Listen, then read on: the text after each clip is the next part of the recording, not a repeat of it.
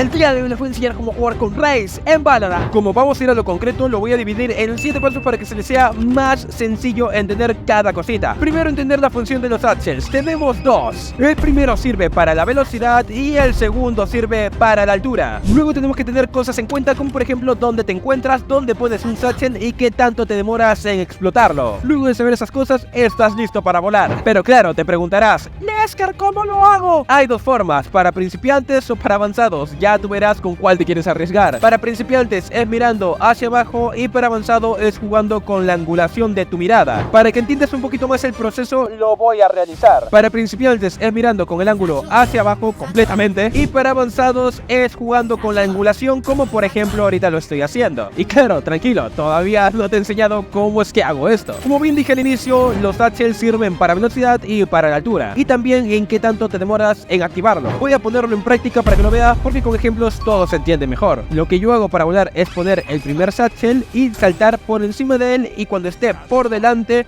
explotarlo para que me dé velocidad. Pero ojo, tampoco te vayas a explotar el satchel cuando tú estás literalmente abajo de él, porque te vas a ir para arriba. Y el segundo satchel sirve como altura, o también les doy el truquito que puede servir como más velocidad. Si me demoro muy poco en explotarlo, o sea, lo exploto al instante y según la angulación me puedo ir para arriba, y si exploto el segundo satchel un poco más tarde puedo tomar mayor velocidad. Y eso es todo lo que tienen que hacer para poder volar dentro de Valorant con Raze. No es tan complicado, si se pueden dar cuenta. Ahora, para volar con la Ultimate o hacer el triple busteo, hay un truquito. La combinación de teclas es la que ves en pantalla: la del satchel, luego la de la Ultimate y luego la del satchel. De esta manera vas a poder cancelar la animación de la Ultimate y vas a poder matar al enemigo desde el aire. Y de seguro se preguntarán, pero es que con la Q y con la X se me hace muy complicado matar con la Raze, volar o etcétera. Por lo que les voy a recomendar una configuración de botones para que les pueda servir con Raze, que en este caso yo utilizo los botoncitos del mouse. El primero lo utilizo para la Ultimate y el segundo lo utilizo para el satchel.